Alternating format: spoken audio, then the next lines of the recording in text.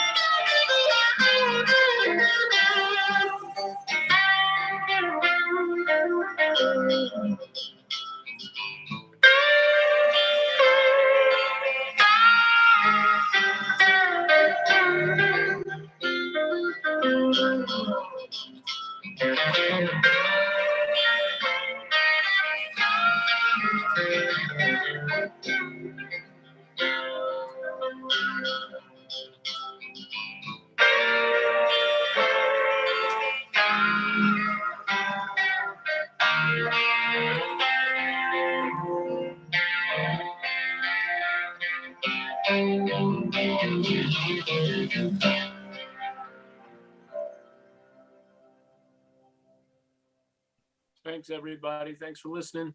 My name is Johnny A. Thanks, Lara, for having me. Of course, thank you so much for joining us. If folks want to support you directly and like buy merch and help you out, where's the best place for them to do that? Well, they can go to that Facebook page and message me directly, and I have a PayPal thing that's just paypal.me/therealjohnnya.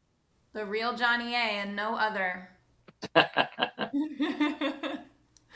Awesome. Thank you again so much for joining us. I want you to know that you must be one hell of a good luck charm because in the time that you were playing, we went from $3,500 raised to almost $6,700. Oh, that's great. I'm glad I could help. Yeah. I'm glad I could say hi to my buddy Tinsley when he comes on and catch up with him soon. And I really hope that this really helps your people. And I'm looking forward to seeing you guys again, maybe in the fall or the early first part of the year. We can't wait. All right. Thank you. Thank you.